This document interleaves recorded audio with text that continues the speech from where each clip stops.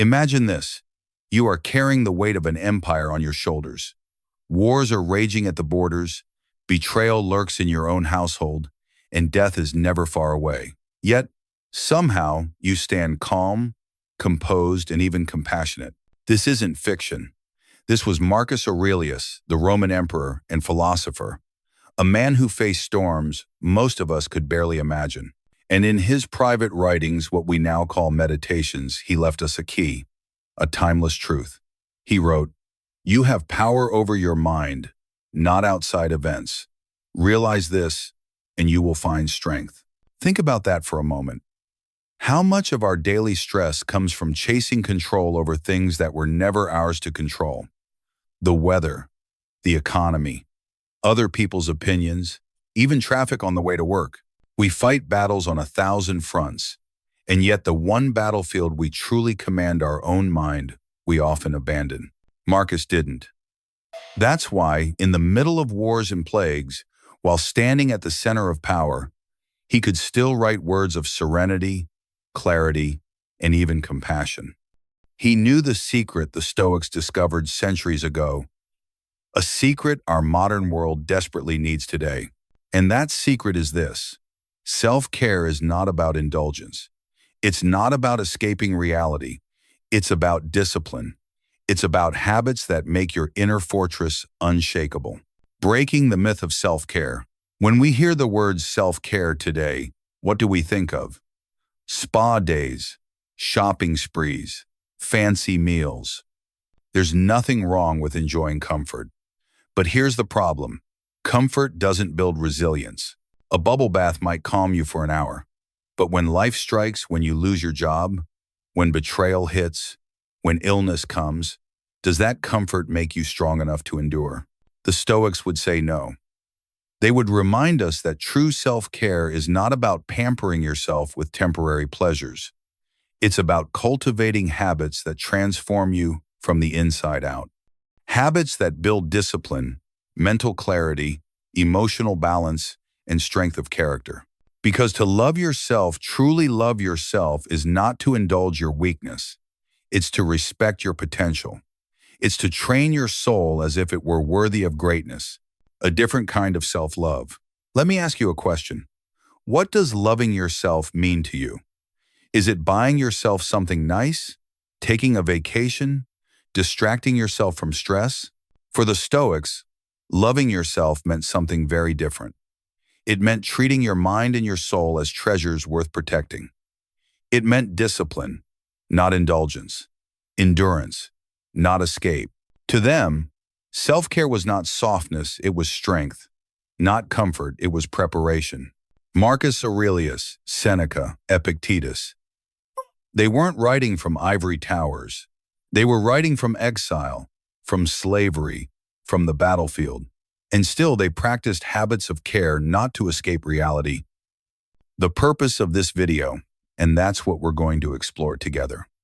In this video, I'm going to share with you 12 powerful Stoic self-care habits.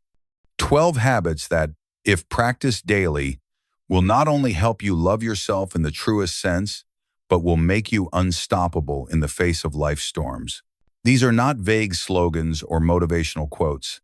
They are living practices, tested by emperors, slaves, and philosophers who endured hardships far greater than what most of us will ever face. And yet, their words still guide us today because human nature hasn't changed. The promise is clear. If you apply these habits, you will find yourself calmer, stronger, and unshakable. You'll stop being fragile in the face of chaos. You'll learn what it means to respect yourself deeply.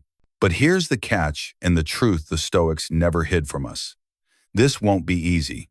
These habits require honesty. They require reflection. They require persistence. And that's precisely why they work. Because easy habits bring shallow results, while Stoic habits bring transformation. Setting the intention. Before we begin, I want you to pause and reflect. Self-love starts with awareness. It begins when you declare to yourself, I am worthy of discipline. I am worthy of clarity. I am worthy of respect. So, I want you to take a moment, even write it in the comments, if you're watching this right now, and affirm, I respect myself, not just as a phrase, but as a declaration. Because this journey isn't about entertainment, it's about transformation. By saying it, you're telling your mind and the world that you're ready to live with the strength of the Stoics. You're ready to walk the path that emperors, warriors, and philosophers once walked. A path that leads to resilience, peace, and unstoppable strength. The journey ahead, here's what you can expect. We're going to explore each of these 12 habits, one by one. Some you may have heard of, like journaling or morning reflection. Others might challenge you, like voluntary discomfort or the art of saying no. But together they form a system, a way of life that can reshape your soul. By the end of this journey, you won't just know what Stoic self-care is. You'll feel it. You'll see how to apply it every single day. You'll understand why Marcus Aurelius could write with calm while surrounded by war. Why Seneca could endure exile with dignity. Why Epictetus, even as a slave, could teach freedom. And most importantly, you'll see how you, too, can cultivate an inner fortress so strong that no insult, no setback, no disappointment can shake you. So, let's begin this journey together. Let's reclaim the true meaning of self-care. Not comfort, not indulgence, but discipline, strength, and virtue. Because when you learn to love yourself the Stoic way, you don't just survive life's storms. You become unshakable within them. And that, my friend, is where we begin. This is the opening step into the 12 Stoic self-care habits that will change how you see yourself, how you live, and how you face every challenge ahead. Let's start with the very foundation of Stoic self-care, the first and ultimate habit, living according to virtue. Now, before you think that virtue is just some old-fashioned moralistic word, let me ask you, not because of money, not because someone praised you, not because you got lucky, but because you did the right thing even when it was hard. That moment, that deep inner peace, is what the Stoics meant by virtue. Marcus Aurelius, the philosopher emperor, once said, if at some point in your life you should come across anything better than justice, truth, self-control, courage, embrace it with all your heart. But if nothing presents itself, then don't turn away from them. For Marcus, those four pillars, wisdom, justice, courage, and temperance, were the compass of life. Why virtue matters more than anything. The Stoics believe something radical. Virtue is the only true good. Wealth, health, reputation, pleasure, sure, they can be useful. But they're not truly good because they don't fully belong to you. They depend on luck, on fortune, on circumstances you can't always control. Think about it. Your money can vanish overnight. Your health can fail. Your reputation can be torn down by a single rumor. But your character, your ability to choose wisely, to act justly, to face challenges with courage, to restrain your impulses with temperance, that is always yours. No one can steal it. No storm can wash it away. So, when you live by virtue, you are choosing a kind of self-care that no crisis can take from you. You're investing not in what fades, but in what lasts. 4 questions that become your compass. How do we practice this in real life? The Stoics gave us 4 simple but powerful questions. Imagine carrying them with you like a compass, guiding every choice you make. Wisdom. Am I seeing clearly what is good, what is bad, and what is indifferent? Or am I chasing illusions? Justice. Am I treating others fairly? Am I contributing to the greater good, or just serving myself? Courage. Am I facing my fears with strength, or am I running away from them? Temperance. Am I mastering my desires, or am I letting them master me? If you can pause and ask these questions before acting, before you speak, before you decide, before you react, you align your life with the Stoic path. Don't just preach, live it. But here's the catch. The Stoics didn't want us to just talk about virtue. They wanted us to live it. Epictetus said, Don't explain your philosophy, embody it. How many times do we hear people preach values they don't practice? Politicians promising justice while living in corruption. Leaders talking about courage while avoiding every risk. Even ordinary people saying they value honesty but telling small lies every day. The Stoics warned against this hypocrisy.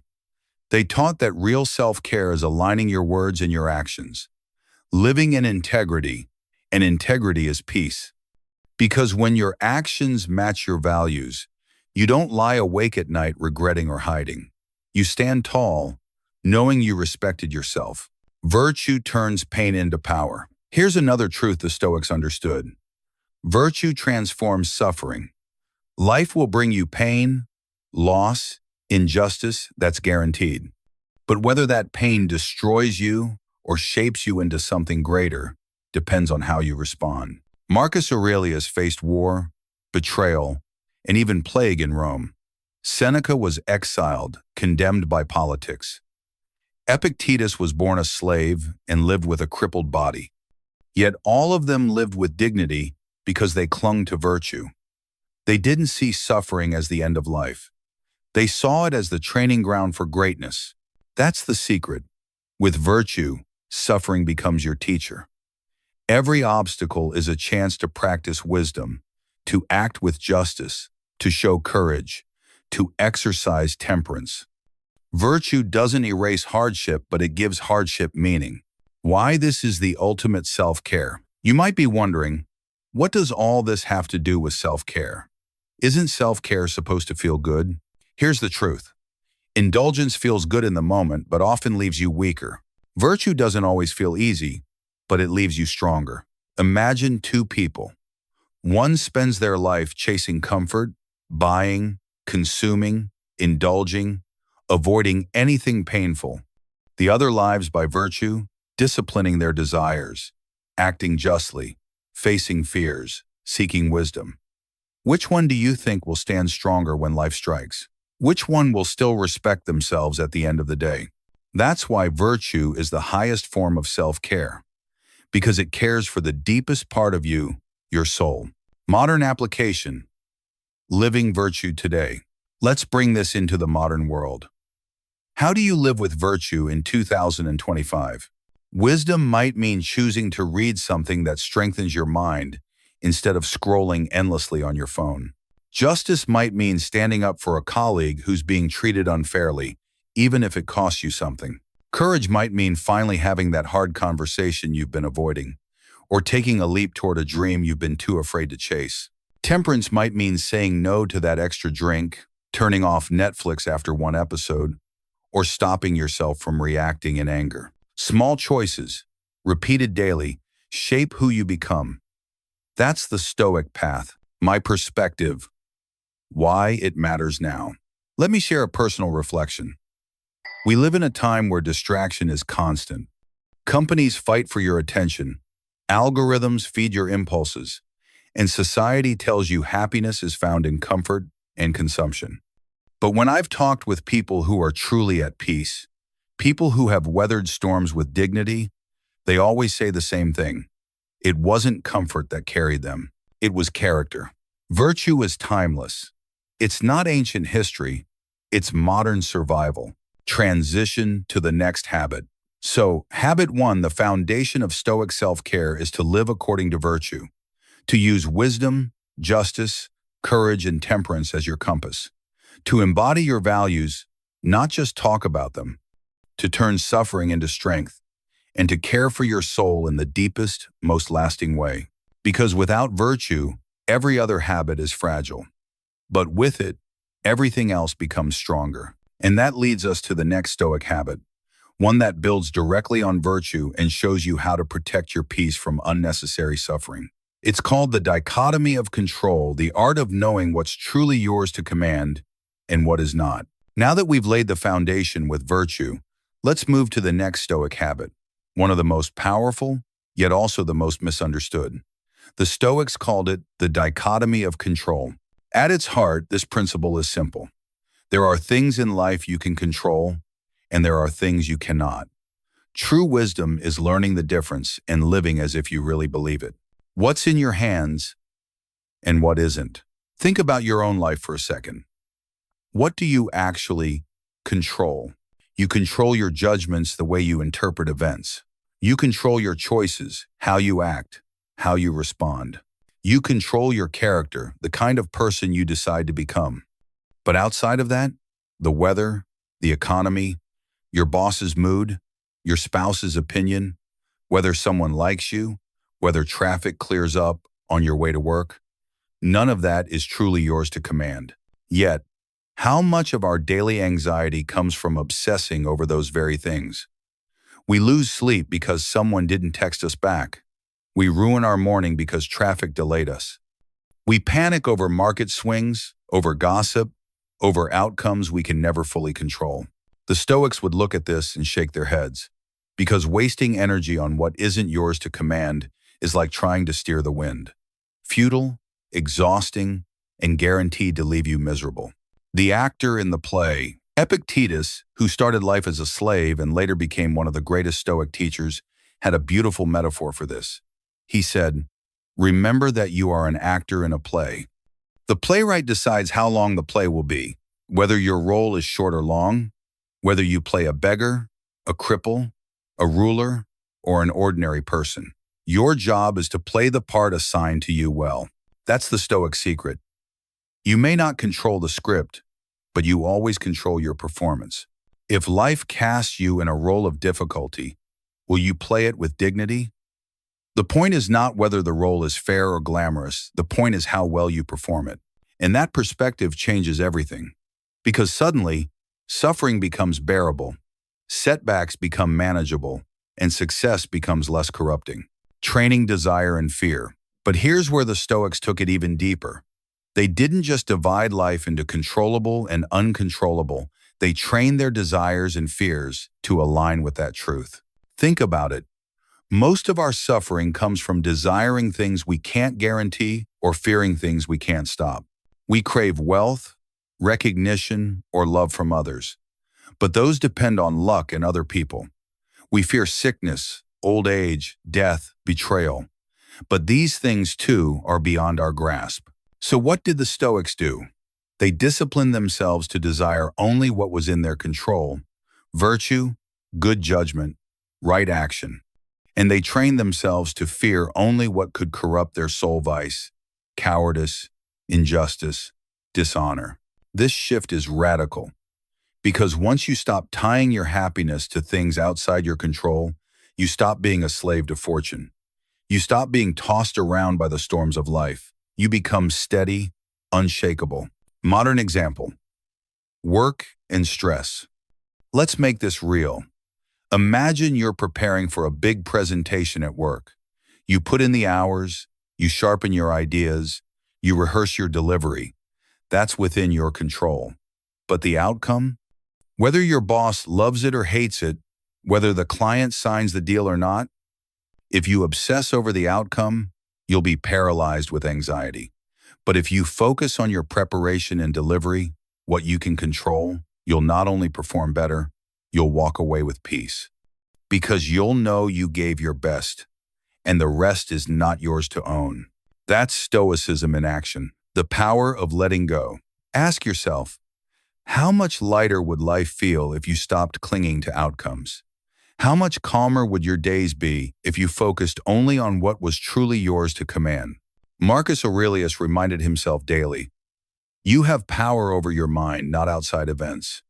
Realize this, and you will find strength. It nations which you want of long." Letting go doesn't mean apathy. It doesn't mean giving up.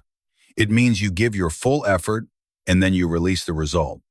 Because the result was never in your hands to begin with. That's real freedom. My own reflection. I'll tell you this. The times in my life when I've suffered most were when I tried to control the uncontrollable. When I tried to force someone to like me. When I obsessed over outcomes I couldn't dictate. When I raged at circumstances beyond my reach.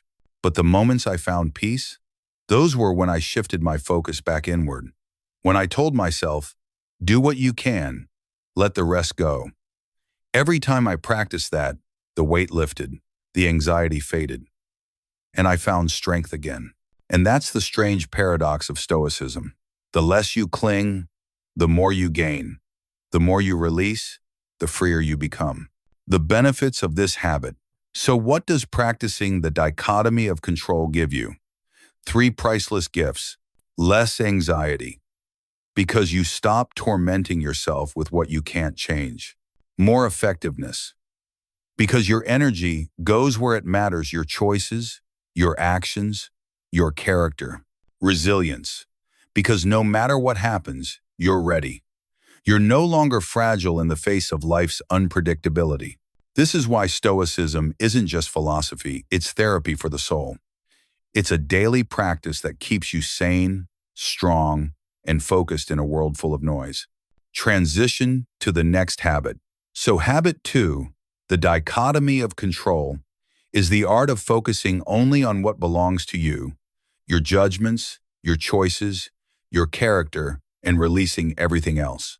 It's the practice of playing your role in life with excellence, without clinging to the script. But once you've learned this, the question becomes, how do you actually master your reactions in the heat of the moment? How do you stop emotions from hijacking your peace? That leads us straight into the third Stoic self-care habit. Emotional mastery, the art of controlling your responses instead of being controlled by them. Now that we've learned how to separate what's in our control from what isn't, let's move into the next Stoic habit, one that every single one of us struggles with. The art of controlling your reactions instead of being controlled by them. It's not what happens, it's how you see it. Epictetus, the former slave turned philosopher, put it perfectly. It's not what happens to you, but how you interpret it that hurts you. Think about that. The same event can crush one person and strengthen another. Why? Because pain doesn't come only from the event itself, it comes from the story we tell ourselves about it. Marcus Aurelius echoed this truth. If you are distressed by anything external, the pain is not due to the thing itself, but to your estimate of it, and this you have the power to revoke at any moment. In other words, suffering often isn't the punch life throws at us, it's how tightly we cling to the bruise afterward. The emotional chain reaction. We've all experienced it. Someone cuts us off in traffic, and within seconds we're furious. A coworker makes a careless remark, and suddenly our whole day feels ruined. A partner forgets something important, and we spiral into resentment. But here's the real danger. Emotions spread like fire. Anxiety paralyzes us, leading to missed opportunities, which deepens our fear. If we don't take control of our reactions take control of us, and they drag us into a downward spiral. The Stoics weren't against emotions, they were against being enslaved by them. They taught us that real strength isn't in suppressing feelings, but in mastering them. The pause before the reaction. So how do we actually practice emotional mastery? The first step is simple, but life-changing. Pause. When a trigger hits, someone insults you, something goes wrong. Fear rises in your chest. Don't act immediately. Ask yourself, is this worth my peace? Do I want to give away my power to this moment? That tiny pause is where freedom lives. It's the gap between stimulus and response. And in that gap, you get to choose. Will you lash out and make things worse? Or will you respond with calm, with clarity, with strength? Reframing the obstacle. The second practice is reframing. The Stoics believed every obstacle could become an opportunity to grow in virtue. Someone insults you? That's a chance to practice patience. You lose a job? That's a chance to practice resilience. Life throws you delay after delay? That's a chance to train temperance. Instead of seeing obstacles as attacks, the Stoics saw them as exercises like weights in the gym for the soul. Each hardship was a training session to become wiser, calmer, and stronger. So next time frustration rises, ask yourself, what virtue can I practice here? That question alone can turn anger into growth. The evening review. Finally, the Stoics recommended a nightly ritual of self-examination. Seneca described reviewing his whole day before bed, asking, where did I lose my temper? Where did I succeed in remaining calm? What will I do differently tomorrow? This isn't about beating yourself up. It's about sharpening your awareness. Just like an athlete reviews the game tape to improve, you can review your reactions to grow stronger tomorrow. Over time, this habit rewires your responses. You stop being a victim of impulse and start becoming a master of your emotional life. Modern application. Everyday scenarios. Let's bring this into modern life. At work, your boss criticizes you unfairly. Instead of reacting defensively, you pause, listen, and calmly clarify your perspective. The situation de-escalates, and you walk away with respect. At home, your child throws a tantrum. Instead of losing your patience, you see it as a moment to practice compassion and consistency. You model strength instead of chaos. Online, someone leaves a hateful comment. Instead of feeding the fire, you shrug it off. Each of these moments is a choice, and each choice builds or breaks your inner peace. Why this habit matters. Think of your emotions like wild horses. Left unchecked, they'll drag you into danger. But when you learn to hold the reins, those same horses become powerful allies. Emotional mastery doesn't mean becoming cold or unfeeling. It means feeling deeply but wisely. It means you don't give your anger the steering wheel. You don't let fear be the captain of your ship. You lead yourself instead of being led by impulse. And here's the reward. When you master your reactions, you conserve your energy. You break cycles of conflict. You live with more dignity, and you discover a strength that most people never realize is possible. My reflection. I'll be honest. There are times when I've failed at this. Times when I let anger spill out and damage relationships. Times when fear froze me and I missed out. And every time, I regretted giving away my power. But the times when I practiced Stoic mastery, when I paused, reframed, and chose my response, I felt something different. I felt free. Not free from emotions, but free from being ruled by them. That's what the Stoics want for us. Not numbness, not suppression, but true freedom. The bigger picture. So let's bring this together. Habit 3 is about emotional mastery, about pausing before you react, reframing obstacles into opportunities, and reviewing your progress daily. The result? You preserve your energy. You stop conflicts before they explode. You transform suffering into growth, and you live with a calm strength that no one can take from you. But there's still another layer. Because if emotions are storms, then how do we prepare for storms before they even arrive? How do we strengthen ourselves in advance so that when trouble comes, we're not caught off guard? That's where the next Stoic self-care habit comes in: negative visualization. The practice of imagining difficulties before they happen, so you can face them with courage instead of fear. We've just talked about emotional mastery, about pausing before you react, about taking control of your own responses. But the Stoics went one step further. They didn't just wait for challenges to arrive. They prepared for them in advance. This brings us to the fourth Stoic self-care habit, negative visualization, or as the Stoics called it, premeditatio malorum, facing reality before it hits. Now, at first, this might sound gloomy. Why would anyone want to imagine bad things happening? Isn't self-care supposed to be positive? But here's the genius of the Stoics. By rehearsing difficulties in your mind before they happen, you rob them of their power to shock you. Marcus Aurelius reminded himself every morning, "You could leave life right now. Let that determine what you do and say and think." That wasn't meant to depress him. It was meant to sharpen his focus, to remind him that time is precious, that life is fragile, and that nothing should be wasted on trivial anger or petty distractions. So, the Stoics visualized setbacks not to wallow in fear, but to live with clarity, gratitude, and resilience. The element of surprise. Think about it. What hurts more, the punch itself, or the fact that you didn't see it coming? Most of the suffering we feel isn't from the event, but from the shock. We thought life owed us an easy ride. We assumed everything would go smoothly, and when it doesn't, we crumble. The Stoics refused to be surprised. They practiced rehearsing difficulties so that when pain arrived, it wasn't a thief in the night, it was a guest they had already prepared for. How to practice negative visualization. So how do we actually do this today? The Stoics gave us a simple exercise. Each morning before you start your day, take a few minutes and ask yourself, what small frustrations might I face today? Maybe traffic, maybe someone's rudeness, maybe a project going sideways. What larger difficulties might come my way? Maybe losing an opportunity, maybe a health scare, maybe even losing someone I love. Then ask, how will I respond? Will I meet this with wisdom, with courage, with patience? This isn't about obsessing or living in fear. It's about preparing. Just like a firefighter runs drills, not because they want a fire, but because they know a fire will come eventually.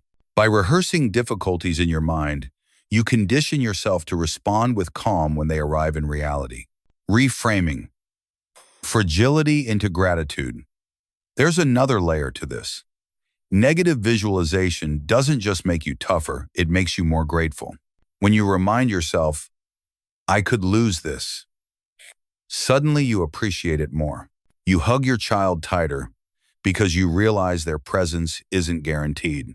You savor your meal because you know not everyone has one. You stop wasting time on endless scrolling because you understand time is slipping away. Modern psychology backs this up. Studies show that people who reflect on the fragility of life report greater appreciation, stronger gratitude, and more resilience under stress. In other words, what the Stoics taught centuries ago, science now confirms. A modern example, imagine two people.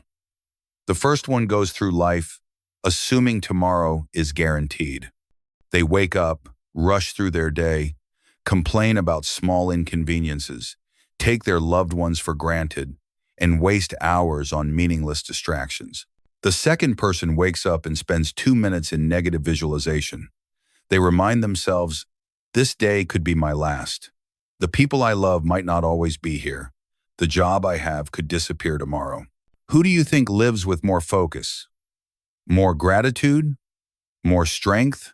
The Stoics would say it's the second person, not because they're pessimistic, but because they're prepared. My reflection. I'll admit, when I first practiced negative visualization, it felt heavy. Thinking about losing the people I love, or even my own life, made me uncomfortable. But then something shifted. I realized that discomfort was the point. It forced me to wake up. It made me call the people I'd been neglecting. It made me stop wasting time on things that didn't matter. It made me treat each day as a gift, not a guarantee. And slowly, I began to see what the Stoics saw. That imagining loss doesn't darken life, it brightens it. It turns ordinary moments into sacred ones. The benefits. So what do you gain from practicing negative visualization? Resilience. When setbacks come, you're not blindsided. You've rehearsed. You're ready. Clarity. You stop sweating the small stuff because you see what really matters. Gratitude. By imagining loss, you treasure what you already have. This is self-care at the deepest level. Not about pampering yourself, but about strengthening your soul. Transition to the next habit. So habit 4, negative visualization, teaches us to prepare for life's storms before they arrive. To live each day as if it could be our last, and therefore to live it fully. But awareness alone isn't enough. The Stoics also believed in active reflection, in putting thoughts onto paper, in holding themselves accountable. And that brings us to the next habit, the nightly practice of journaling with ruthless honesty. In the last habit, we talked about negative visualization, preparing your mind for loss and difficulty so that you can meet life with strength and gratitude. But awareness of the future isn't enough. The Stoics also believed in something just as powerful. Looking back, reviewing yourself, holding up a mirror each day and asking, did I live as the person I claim I want to be? That brings us to the 5th Stoic self-care habit, journaling with ruthless honesty.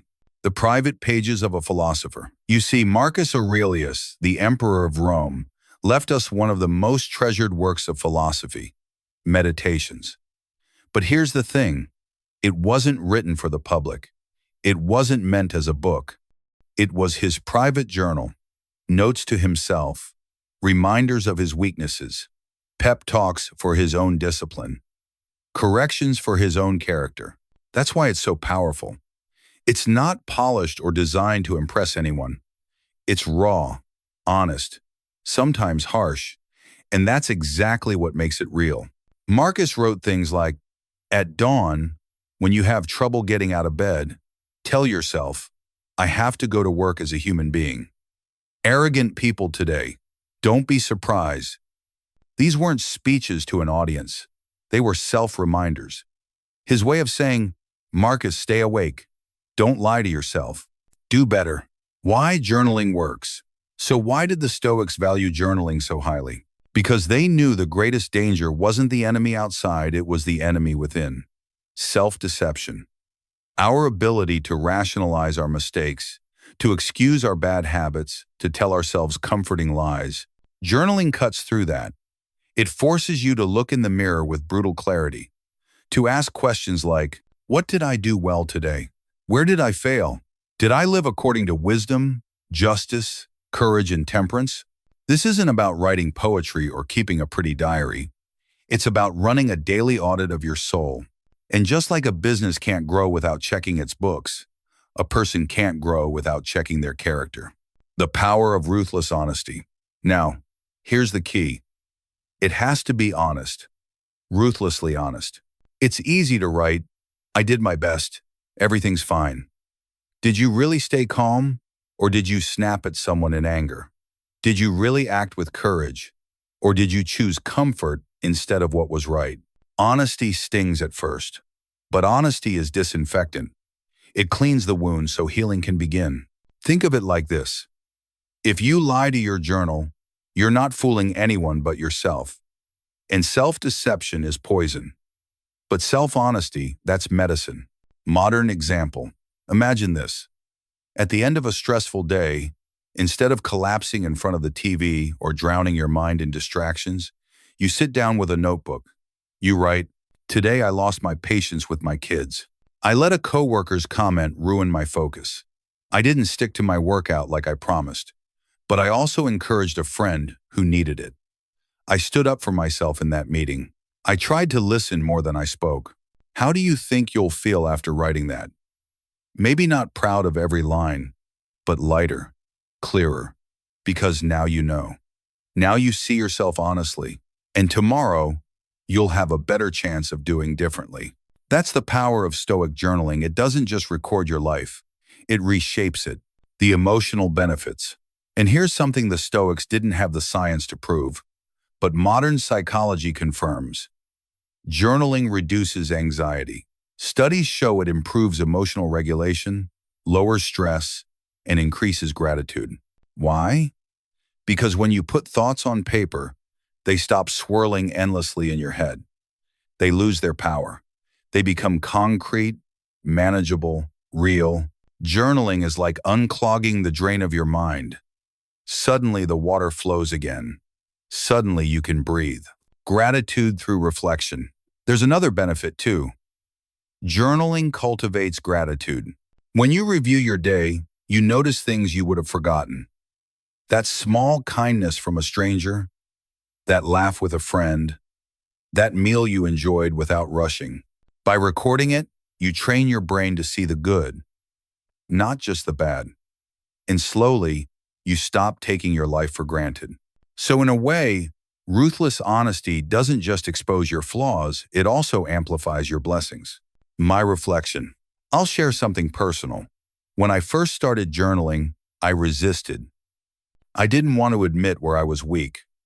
It was easier to distract myself than to confront myself. But once I started, something shifted. I realized journaling isn't about judgment, it's about growth. It's like coaching yourself.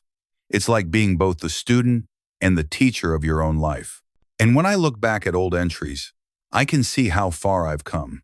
The problems I thought were overwhelming turned out to be stepping stones. The patterns I couldn't see in the moment became obvious on the page. That's when I understood why Marcus wrote his meditations, not for us, but for himself, and why we too need to write our own. How to start? If you've never tried this, start simple. Each night, ask yourself 3 questions and write the answers down. What did I do well today? Where did I fall short? How can I do better tomorrow? That's it. 3 questions. Don't worry about grammar, style, or length. Nobody else is going to read it. The point isn't perfection. The point is truth. The benefits in daily life. Now imagine what happens if you do this every night for a year. Your self-awareness skyrockets. Your bad habits become harder to ignore. Your progress becomes visible. Your gratitude deepens. You don't just live blindly anymore, you live deliberately. And that's what Stoic self-care is all about. Transition to the next habit. So habit 5, journaling with ruthless honesty, is about facing yourself without excuses. About writing down your flaws, your progress, your virtues, your failures, and using them as raw material to grow stronger. Because without self-examination, we drift. But with it, we sharpen our souls. And once you've built the habit of nightly reflection, the Stoics challenge you even further. Don't just look inward, train yourself outwardly too. Which leads us to the next habit, voluntary discomfort. The art of choosing challenges on purpose so that real hardship never breaks you. In the last habit, we explored journaling with ruthless honesty, how facing yourself on paper sharpens your soul and keeps you aligned with who you want to be.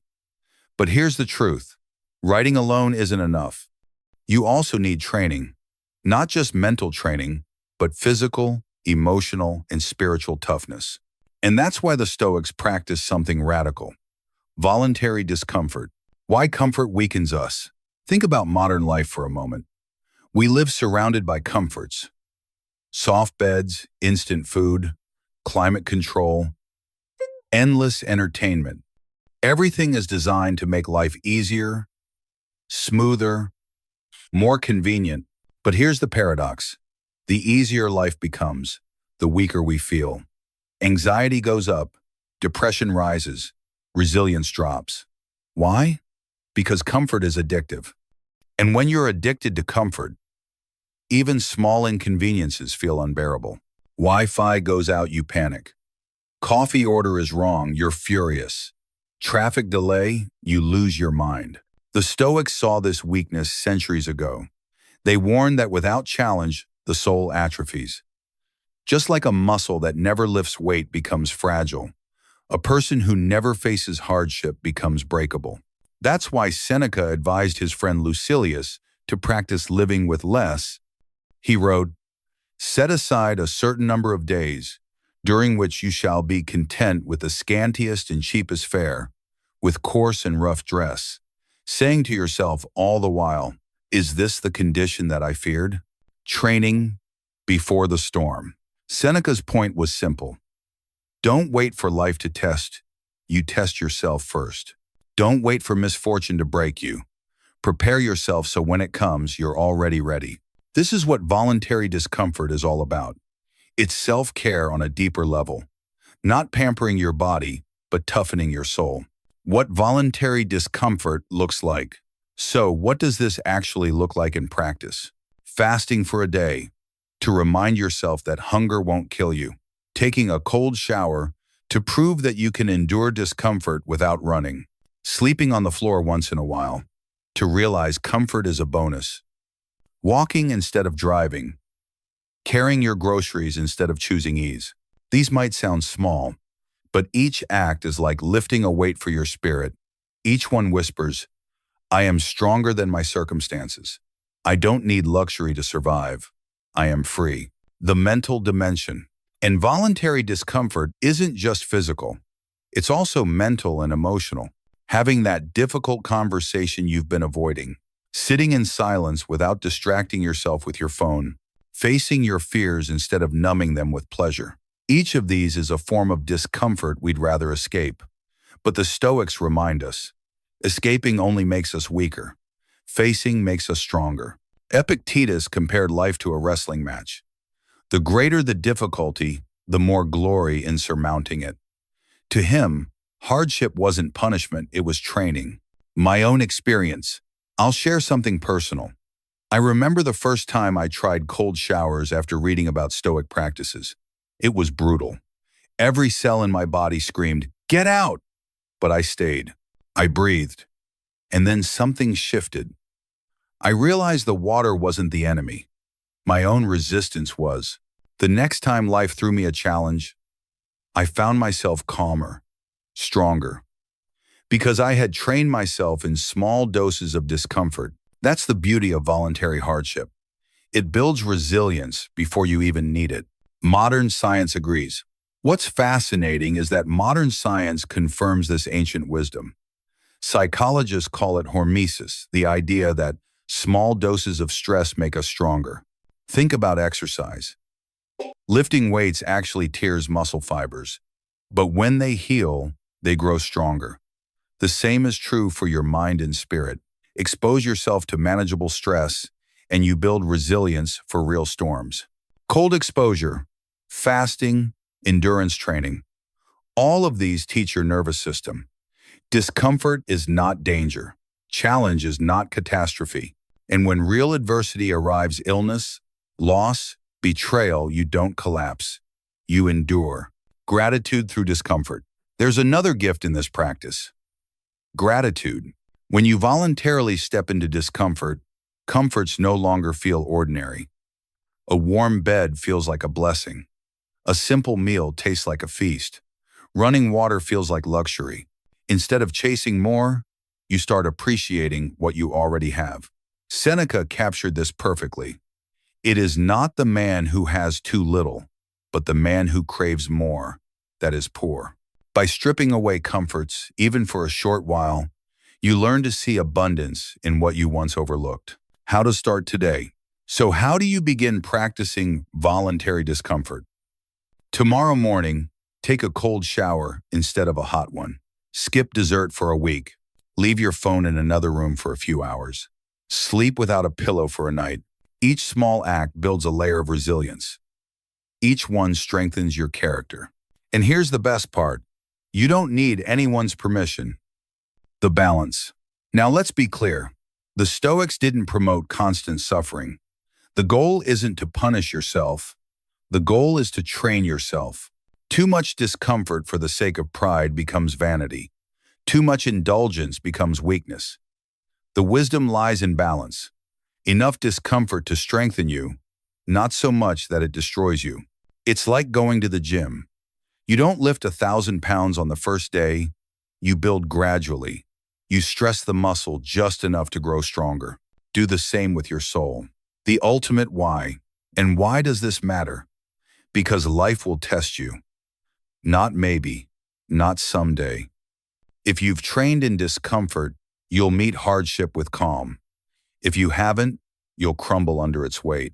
That's why voluntary discomfort isn't masochism. It's love for your future self. It's the gift of resilience, the preparation that ensures you won't collapse when storms arrive. Transition to the next habit.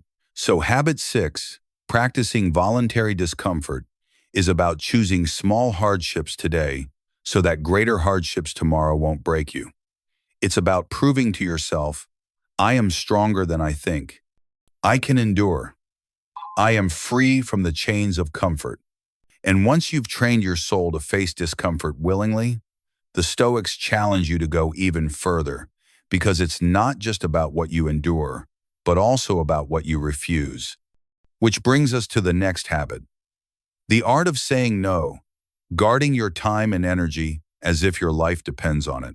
In the last habit, we learned the power of voluntary discomfort, how choosing small hardships today makes you stronger for the storms of tomorrow. But there's another kind of strength the Stoics practiced, one that doesn't always involve pushing harder, but knowing when to step back, draw a line, and refuse. This brings us to the 7th Stoic self-care habit, the art of saying no, guarding your time and energy as if your life depends on it. Time, the one thing you can't get back. Seneca, the Roman Stoic, was brutally honest about time. He wrote, It is not that we have a short time to live, but that we waste much of it. Think about that. We complain about not having enough time, yet we give it away so carelessly. We say yes to obligations that drain us, to people who disrespect us, to distractions that add no value to our lives. Money lost can be earned back. Health lost can sometimes be restored. And that's why the Stoics treated time as sacred. They believed protecting your time was not selfish, it was an act of wisdom. Why we struggle to say no. But here's the problem. Most of us struggle to say no. We fear disappointing others. We fear missing out. So we say yes, yes, yes, until our lives are so full of noise that there's no room for what truly matters. The Stoics would call this slavery. Not chains on your body, but chains on your will. If you can't say no, you're not free. You're being pulled in every direction by the demands of others. So learning to say no is not rejection, it's liberation. It's reclaiming your time, your energy, and your soul. The Stoic way of no. Now, how did the Stoics practice this? Not by being rude or dismissive, but by being clear and principled. Marcus Aurelius reminded himself daily, do what is essential. Do less, better. Stop wasting energy on things that don't matter. For him, that meant stripping away distractions and focusing only on duty, virtue, and what served the greater good. For us today, that might mean saying no to endless scrolling on social media, obligations that don't align with our values, toxic people who drain our spirit, or projects that distract from our true mission. Every no to what doesn't matter is a yes. A modern example. Let me give you a modern scenario. Imagine you're exhausted after a long week. A friend asks you to join an event you don't care about. Part of you feels guilty for declining. But deep down, you know what you really need is rest, or time with your family, or space to work on a project that matters. If you say yes out of guilt, you betray yourself. If you say no with clarity and kindness, you honor yourself. That's Stoicism, not people-pleasing, not overcommitting, but living aligned with your priorities. Saying no is saying yes. Here's the paradox. Saying no isn't about rejection, it's about affirmation. When you say no to noise, you say yes to focus. When you say no to toxic relationships, you say yes to peace. When you say no to distraction, you say yes to growth. Every no is really a deeper yes to the life you truly want. The courage of boundaries. But make no mistake, it takes courage. Boundaries always do. You might lose people who only valued you for your compliance. You might face criticism from those who benefited from your lack of boundaries. But the Stoics would remind you, that's not your burden. You're not here to live by someone else's script. You're here to play your role with integrity. Epictetus said, if you want to improve, be content to be thought foolish and stupid. In other words, if people don't understand your boundaries, that's fine. Growth requires the courage to be misunderstood. My reflection. I'll be honest, I used to say yes far too often. Out of guilt, out of fear, out of wanting to please. And the result? Burnout, resentment, a life full of activity but empty of meaning. But the more I practiced the Stoic art of no, the freer I became. I realized that saying no isn't selfish, it's self-respect. And ironically, when I started saying no, I could give my best yes to the things and people that truly mattered. How to practice the art of no. So how do you build this habit in daily life? Pause before agreeing. Don't say yes automatically. Ask, does this align with my values? Will this drain or strengthen me? Keep your no short and kind. You don't need a long excuse. A simple, thank you, but I can't commit to that right now is enough. Protect your mornings. Begin your day with what matters most before you give it away to others. Audit your calendar. Look at each commitment and ask, if I had to do this tomorrow, would I still agree? If not, cut it. Over time, this builds a life of intention, not obligation. Science catches up. Modern psychology supports this too. Studies show people who set boundaries experience less stress, greater self-respect, and deeper relationships. Because boundaries clarify what you stand for, and people learn to trust you when you live with clarity. So once again, Stoic wisdom proves timeless. Saying no is not rejection, it's alignment, the greater gift. And here's the greatest benefit. When you guard your time, you can finally live it. You can focus on virtue, you can deepen relationships, you can build the life you were meant to build. Seneca said it best. While we are postponing, life speeds by. Don't postpone your real life by filling it with what doesn't matter. Transition to the next habit. So habit 7, the art of saying no, is about protecting your most precious resource, your time. It's about setting boundaries not to push people away, but to pull your life into focus. And once you've learned to guard your time from external demands, the next question is, what do you fill it with? Which leads us to the next habit, daily reading and contemplation, feeding your mind with wisdom so that your soul stays nourished and alive. In the last habit, we talked about the art of saying no, protecting your time and energy so they aren't stolen by meaningless distractions. But that raises a powerful question. Once you've reclaimed your time, what do you fill it with? The Stoics had a clear answer. Feed your mind with wisdom every single day. And that brings us to the 8th Stoic self-care habit, daily reading and contemplation. Why? Feeding the mind matters. Marcus Aurelius once wrote, "The soul becomes dyed with the color of its thoughts." Think about that. Just as your body is shaped by the food you eat, your mind is shaped by the ideas you consume. If you constantly fill yourself with gossip, negativity, and trivial distractions, your soul becomes restless and shallow. But if you nourish your mind with wisdom, philosophy, and timeless truths, your soul becomes calm, strong, and unshakable. This is why the Stoics place such emphasis on study. They didn't just live, they reflected, they read, they wrote, they absorbed wisdom like a daily medicine for the soul. The Stoic example. Seneca wrote dozens of letters to his friend Lucilius, not to impress him, but to strengthen him. These letters became a daily discipline reminders to practice virtue, to reflect on mortality, to cut away excess, to live with clarity. Epictetus, though born a slave, urged his students to carry philosophy with them daily, saying, "Don't explain your philosophy, embody it." And Marcus Aurelius, in the midst of leading the Roman Empire, still found time to journal his reflections, what we now know as meditations. He didn't see study as optional. He saw it as survival. Modern parallel. Now, let's bring this into modern life. We live in an age of information overload. We scroll endlessly, skim headlines, drown in clickbait, but rarely stop to reflect. The Stoics would ask, what are you feeding your mind every day? Junk information or timeless wisdom? Imagine starting each morning not with the noise of social media, but with a page of Marcus Aurelius, a letter from Seneca, or a reflection from Epictetus. Imagine not just reading, but pausing to ask yourself, how does this apply to me today? That small habit could shift the entire tone of your day. Reading is not enough, you must contemplate. But here's the key.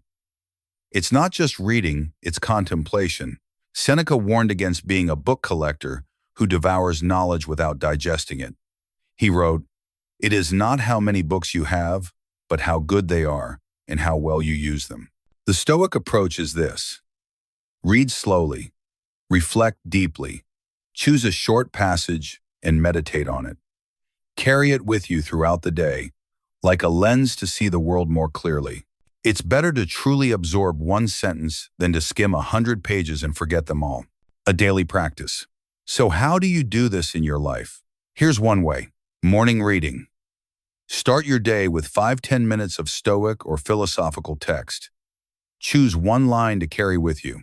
Midday reflection. Pause during the day and ask, am I living this line right now? Evening review. Journal about how that wisdom showed up or failed to show up in your actions. Over time, this daily rhythm turns wisdom from theory into muscle memory. Why it works. Modern psychology confirms what the Stoics knew. Daily reflection and journaling increase self-awareness, regulate emotions, and strengthen long-term resilience. Neurologically, repeating core principles rewires the brain. It literally conditions you to think differently. In other words, what you meditate on, you become. My own reflection. I'll share something personal. When I first started this practice, I underestimated it. I thought, how much can one line of philosophy really do? But over time, I realized it wasn't about volume. It was about consistency. I remember carrying Marcus Aurelius's reminder, "You have power over your mind, not outside events." Just that one line. I repeated it before meetings, during stress, in conflict. And slowly it changed how I lived. I worried less. I acted with more calm. I felt steadier. That's the hidden power of daily contemplation. It's not flashy, it's not instant, but it reshapes you from the inside out. What to read. Now, the Stoics gave us plenty of wisdom, but don't stop there. Read philosophy, biographies, scripture, psychology, history, anything that deepens your character. The point isn't to escape into endless study. The point is to fuel your soul with words that matter, so you can live with more clarity and strength. As Epictetus said, don't just say you have read books. Show that through them, you have learned to think better, to be a more disciplined person, to face death with more courage. The benefits. So what does this habit give you? Perspective. You zoom out from daily worries and see the bigger picture. Resilience. When hardship strikes, you have mental armor. Growth. By reflecting daily, you sharpen your values and live closer to them. Gratitude. Wisdom reminds you how fragile life is and how precious each day truly is. This is self-care not as indulgence, but as nourishment, feeding your mind to strengthen your soul. Transition to the next habit. So habit 8, daily reading and contemplation, teaches us to stop feeding on noise and start nourishing ourselves with wisdom. To choose quality over quantity, depth over distraction, to carry timeless truths as daily medicine for the soul. But once you've filled your mind with wisdom, the Stoics give us another challenge. To practice silence, not just the absence of noise, but the presence of strength. And that brings us to the next habit. The power of silence, learning when to speak and when to remain still. In the last habit, we talked about daily reading and contemplation, feeding your mind with wisdom so your soul can grow stronger. But the Stoics also believed that wisdom isn't just in words. Sometimes wisdom is in silence. That brings us to the 9th Stoic self-care habit. The power of silence, learning when to speak and when to remain still. Why? Silence matters. We live in a world that never stops talking. News alerts, social media posts, endless chatter. Everyone has something to say. But here's the truth. The more noise there is, the less wisdom we hear. The Stoics knew this. Epictetus warned, "We have 2 ears and 1 mouth, so that we can listen twice as much as we speak." Silence isn't emptiness. It's clarity. It's strength. It's choosing not to waste words, not to fuel conflict, not to drain yourself in meaningless talk. When words become chains, how often do we regret something we said in anger? How often do we wish we had stayed silent instead of arguing? Words, once spoken, can't be taken back. They can heal, but they can also wound, and often, silence is the wiser choice. Marcus Aurelius reminded himself, "If it is not right, do not do it. If it is not true, do not say it." The Stoic lesson here is simple. Every word carries weight, and if your words don't serve truth or virtue, they're better left unspoken. Silence is self-defense. Silence is also a shield. When someone insults you, silence disarms them. When someone tries to manipulate you, silence robs them of power. When chaos swirls around you, Silence grounds you. This isn't weakness, it's discipline. It's choosing not to let others pull you into their storm. As Seneca wrote, "The greatest remedy for anger is delay, and often that delay comes through silence."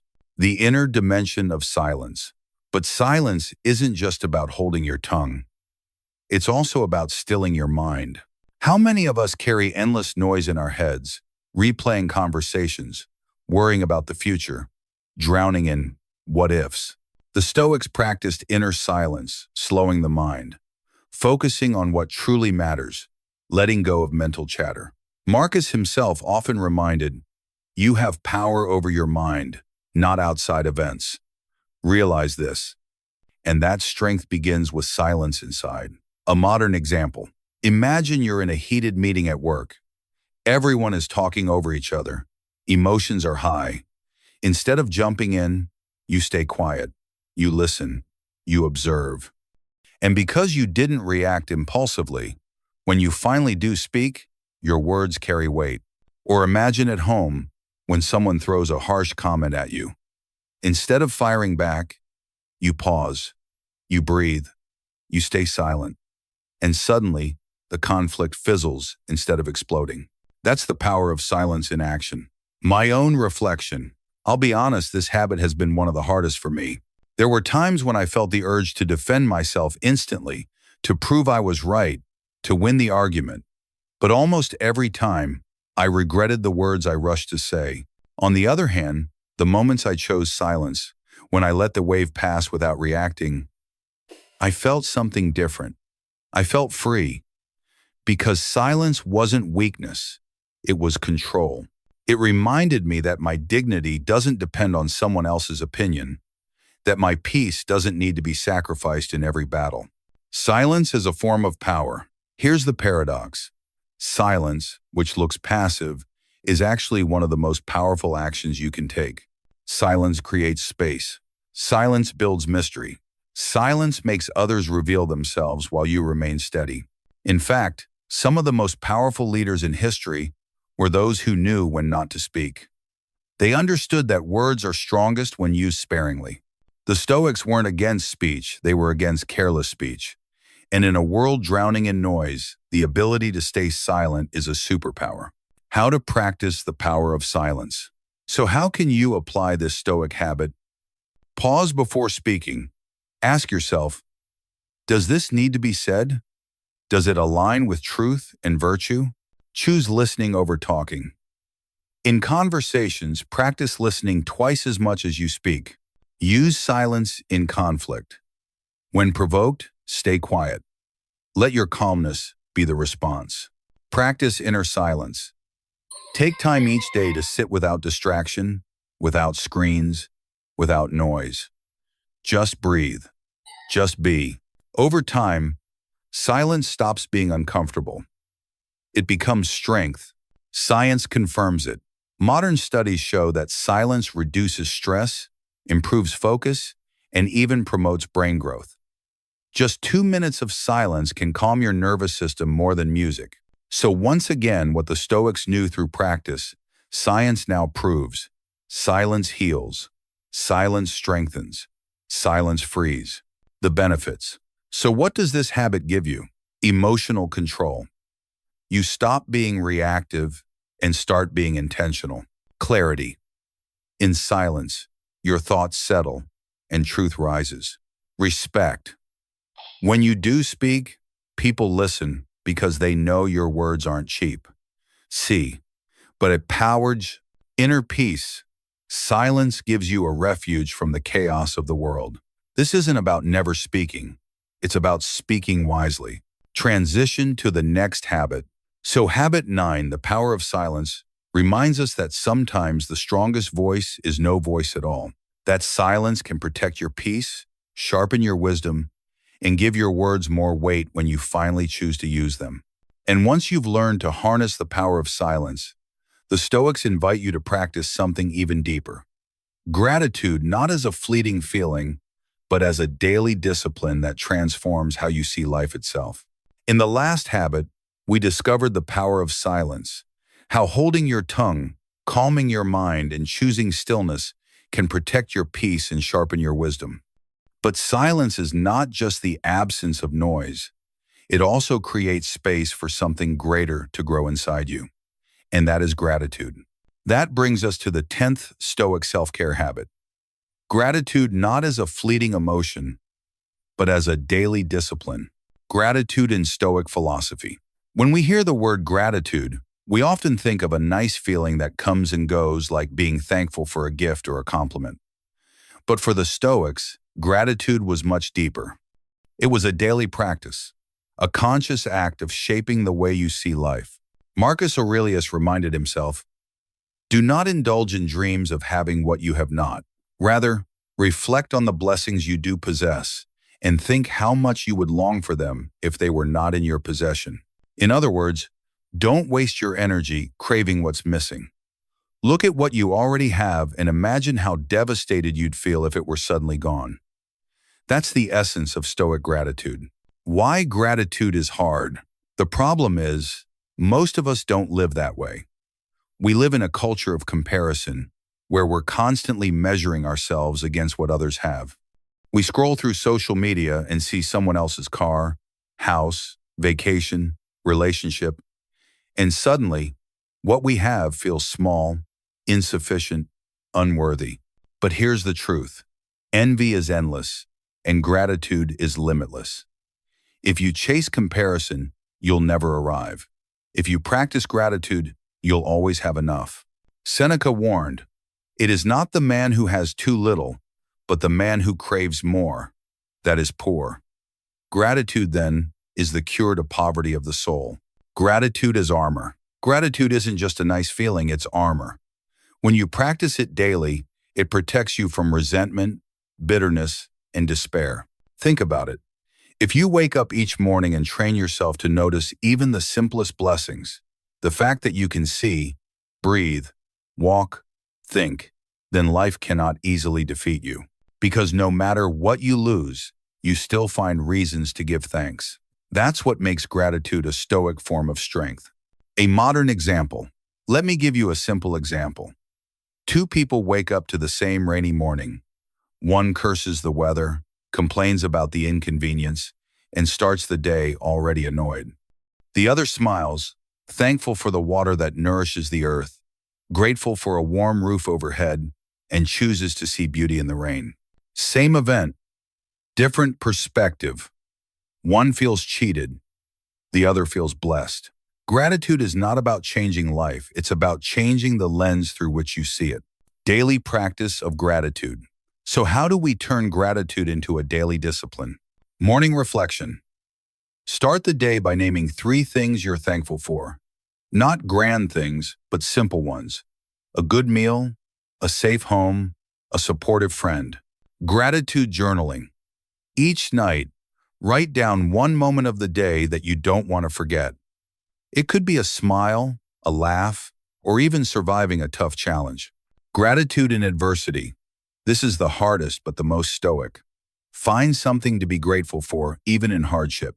A lesson, a chance to practice resilience, a reminder of what truly matters. Over time, this rewires your brain. Modern neuroscience proves that gratitude literally strengthens pathways of joy, resilience, and well-being. My own reflection. I'll be honest. There were times in my life when gratitude felt impossible, when losses piled up, when nothing seemed to go right, when I wanted to complain more than give thanks. But in those moments, I remembered the Stoics. I remembered Marcus's reminder that even waking up alive is a gift denied to many. And slowly, I trained myself to see blessings even in struggle. And something shifted. Gratitude didn't erase the pain, but it gave me perspective. It reminded me that even in the storm, there's always something to hold on to. Gratitude in modern science. What's beautiful is that science now agrees with Stoicism.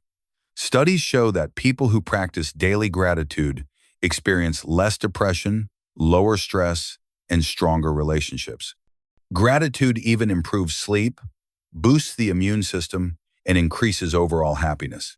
So once again, what the Stoics taught through discipline, modern research confirms through data. Gratitude is medicine for the mind, body, and soul. Gratitude in relationships. And here's something important. Gratitude isn't just inward, it's outward. Expressing gratitude to others strengthens relationships, builds trust, and multiplies joy. Seneca wrote, "He who receives a benefit with gratitude repays the first installment on his debt." So don't just feel thankful, say it, write it, share it. The benefits. So what does making gratitude a daily discipline actually give you? Resilience. You're less shaken by setbacks because you can still see blessings. Peace. You stop chasing what you don't have and cherish what you do. Joy. Even small things feel meaningful. Connection. Gratitude strengthens bonds with the people around you. This is Stoic self-care at its finest. Not indulgence, but perspective. Not fleeting happiness, but grounded contentment. Transition to the next habit. So habit 10, gratitude as a daily discipline, teaches us to stop living in craving and comparison and to start living in appreciation. It's a way of training your eyes to see abundance instead of lack, blessings instead of losses, meaning instead of emptiness. And once you've built this daily discipline of gratitude, the Stoics challenge us to take it one step further, to recognize that life itself is short, and that remembering death can actually sharpen how we live. Which brings us to the next habit. Memento mori, the practice of remembering mortality. In the last habit, we talked about gratitude training your mind each day to notice blessings instead of chasing lack.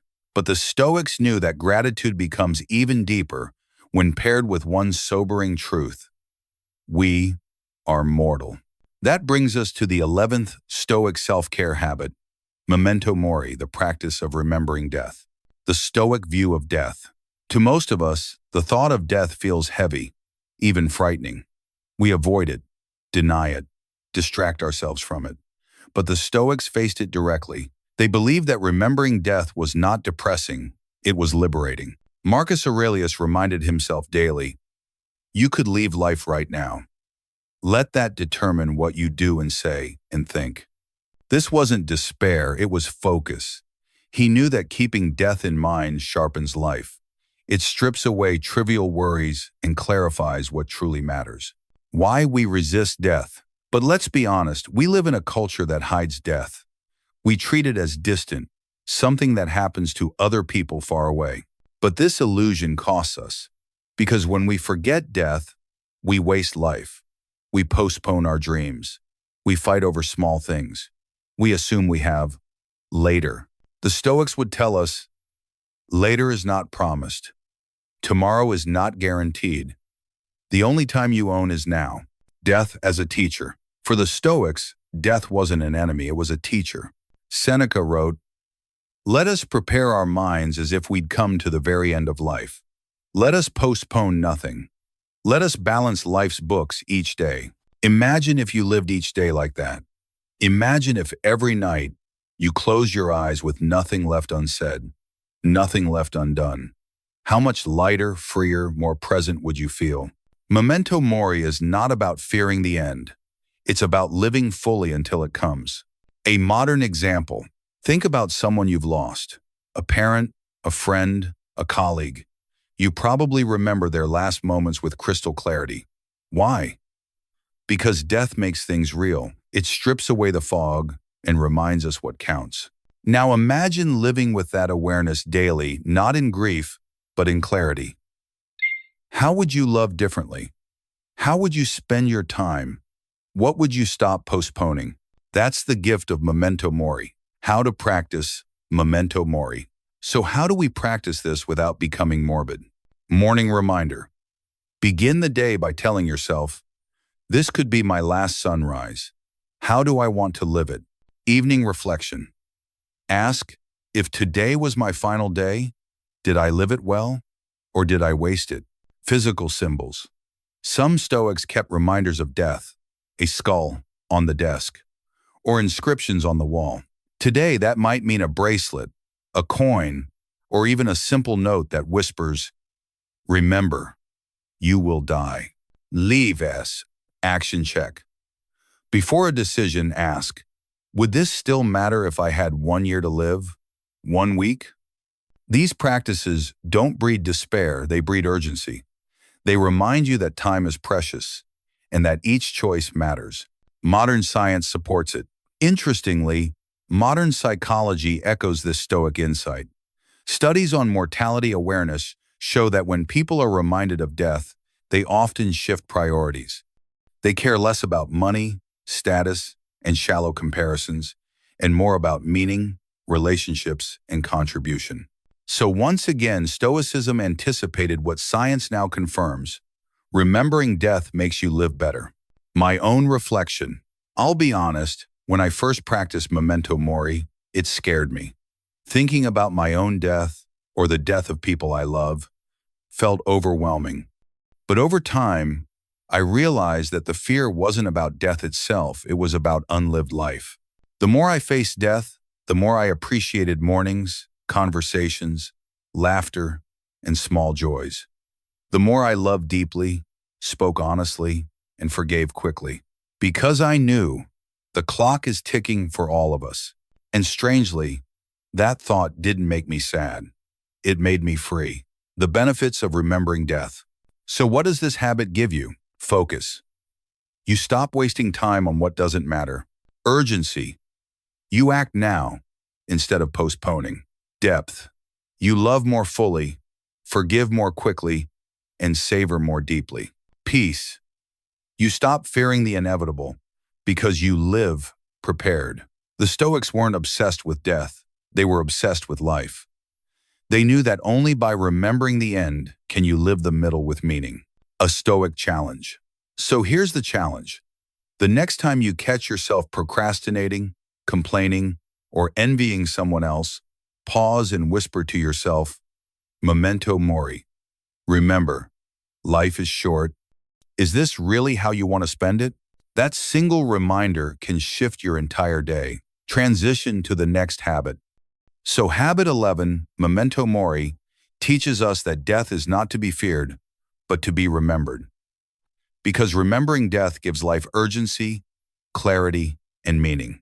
And once you've embraced this truth, the Stoics lead us to the final habit, the culmination of all the others, living each day with purpose, aligning your actions with virtue, so that when death does come, you can leave life without regret. In the last habit, we faced one of the deepest Stoic truths, memento mori, remembering death so that life becomes urgent and meaningful. But that raises the final, most important question. How should we live knowing time is short? This brings us to the 12th and final Stoic self-care habit, living with purpose so that when death does come, you leave life without regret. The core of Stoic purpose. The Stoics believe that life is not about chasing pleasure, wealth, or fame. Those things come and go. What matters is whether you live aligned with virtue, duty, and contribution. Marcus Aurelius wrote, "Waste no more time arguing about what a good man should be. Be one." Purpose to the Stoics wasn't something abstract. It was simple. Live with wisdom, justice, courage, and temperance. Leave the world a little better than you found it. Why we drift without purpose. But here's the problem. Many of us drift through life without clarity. We chase what others chase. We measure success by someone else's yardstick. The Stoics would call this the tragedy of a wasted life, not because you failed, but because you never chose to live deliberately. Seneca warned, "It is not that we have a short time to live, but that we waste much of it." Purpose, then, is the cure to wasted time. Living deliberately. So, what does it mean to live with purpose in a Stoic sense? It means waking up each day and asking, what is mine to do today? How can I act with virtue in this moment? If this were my last day, would I be proud of how I live it? Purpose is not just about big missions or grand legacies. It's about the small, consistent choices that add up to a meaningful life. A modern example. Imagine two people working the same job. One sees it as a paycheck, a way to get by. The other sees it as an opportunity to serve, to contribute, to practice diligence and integrity. Same job, different purpose. Or think of parenting. One parent goes through the motions, distracted, half present. Another parent sees each moment with their child as sacred, shaping a future soul. Same situation, different purpose. Purpose doesn't change what you do, it changes how you do it. My own reflection. I'll share this. There were seasons in my life when I lived without clear purpose. I chased approval. I chased money. I chased recognition. And yet, even when I reached certain goals, I felt strangely hollow. But when I began aligning my days with Stoic principles, asking not, what do I get? But, how do I live rightly today? Something shifted. Life felt less like drifting and more like steering. I stopped waiting for meaning to appear and started creating it through action. That's the secret the Stoics knew. Purpose is not found, it's practiced. How to build a purposeful life. So how do we make purpose a daily discipline? Define your virtues. Write down what kind of person you want to be: wise, just, courageous, disciplined. Let these be your compass. Ask the morning question. If today were my last, how should I live it? This sets the tone for purposeful action. Dedicate your work. Whatever your role, parent, worker, leader, friend, do it with integrity as service to something greater than yourself. Review nightly. Ask, did I live aligned with my purpose today, or did I drift? Purpose is not a single grand moment, it's a string of deliberate choices. Stoic purpose and modern science. Interestingly, research today confirms what the Stoics knew. Studies show that people with a clear sense of purpose live longer, experience less stress, and report higher well-being. Purpose gives resilience in hardship, direction in chaos, and joy in daily living. So once again, ancient wisdom meets modern science. A life lived on purpose is a life lived fully. The benefits of living with purpose. When you make purpose your guiding habit, you gain clarity. You know what matters and what doesn't. Courage. You endure hardships more easily because you know what you're fighting for. Fulfillment. You stop chasing shallow goals and start living deeply. No regrets. When the end comes, you can look back knowing you lived intentionally. This is the ultimate self-care. Not spa days, not indulgence, but alignment of your soul with your highest values. The final Stoic vision. The Stoics didn't care if you were rich or poor, powerful or ordinary. They cared whether you lived well. Whether, when your time was up, you could look back and say, I lived according to nature. I did my duty. I left nothing essential undone. That is living with purpose. That is leaving without regret. Closing reflection. So here we are, 12 Stoic self-care habits. From building virtue to practicing gratitude. From embracing silence to remembering death. And finally living each day with purpose. The question now is not whether you admire these ideas, but whether you will practice them. Because as Marcus Aurelius reminded himself, don't waste the rest of your life wondering what a good person should be. So live today with purpose. Not tomorrow, not someday. Today, because today is all you truly have. We've journeyed through 11 powerful Stoic habits: virtue, control, emotional mastery, negative visualization, journaling, voluntary discomfort, boundaries, daily reading, silence, gratitude, and remembering death. Each one has sharpened us, strengthened us, and prepared us for this final truth: to live with purpose. Because all the habits we've studied lead to this. What good is discipline if it doesn't serve your highest aim? What good is resilience if you don't know what you're living for? Purpose is the thread that ties it all together. Purpose as responsibility. The Stoics taught that true self-care isn't indulgence, it's responsibility. Responsibility for your mind, your soul, your character. Living with purpose means treating your life as something entrusted to you, not something to be wasted. Marcus Aurelius wrote, "A man should stand erect, not be kept erect by others." In other words, live with inner direction, not outer validation. Live by your principles, not by applause. Living with purpose isn't about titles or achievements. It's about answering this question every morning. Will I act with virtue today? Will I serve my duty today? Will I honor my brief time here? The one-year roadmap. Let's make this practical. Imagine your next year shaped by Stoic self-care. Each morning, you begin with reflection. Who do I want to be today? You guard your schedule like a Stoic emperor, saying no to what doesn't serve your purpose. You train yourself through small discomforts, building strength for greater storms. You journal at night, holding yourself accountable with ruthless honesty. You rehearse setbacks in your mind, so they don't break you when they arrive. You master your emotions, pausing before reacting. You focus only on what's in your control, your judgments, your actions, your character. You live with virtue, wisdom, courage, justice, temperance as your compass. Now imagine stringing together one day like this, then a week, then a month, then a year. What kind of person would you become? The answer: unshakable. A person who respects themselves, commands respect from others, and moves through life with calm power. Small steps, big destiny. The Stoics knew that destiny isn't one grand choice, it's the sum of countless small ones. Epictetus said, "No man becomes great all at once. He must train himself daily." So don't wait for tomorrow. Don't wait for the perfect moment. Purpose is built in the small disciplines of today. Start with 5 minutes of reflection. Start with one line of journaling.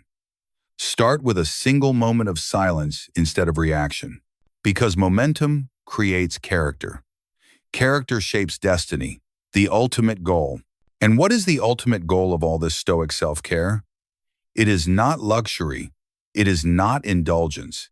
It is tranquility, strength, inner freedom. To love yourself through discipline, to respect yourself through self-mastery, to live with virtue so deeply that when your time comes, you can look back and say, "I lived well. I wasted nothing. I leave without regret." My reflection. When I first encountered Stoicism, I thought it was about enduring hardship. It's about making every day count, not by chasing more, but by living rightly. And that's why I believe Stoic self-care is the highest form of self-love. It doesn't ask, "How do I feel better today?" It asks, "How do I become better?" So that every day I live with strength, clarity, and peace.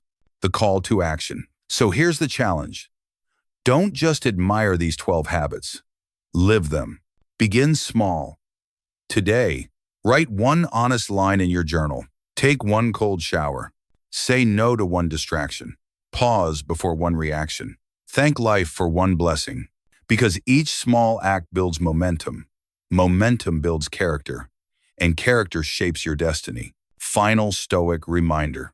Marcus Aurelius said, "You have power over your mind, not outside events. Realize this, and you will find strength." Strength is not found in the world, it's cultivated in the soul. And through these 12 habits, you have the tools to build it. So live with purpose. Live with virtue. Live in such a way that when death comes, as it surely will, you can meet it not with regret, but with peace. Because that, my friends, is the Stoic way to care for yourself, to honor your life, and to leave a legacy of strength that nothing can shake.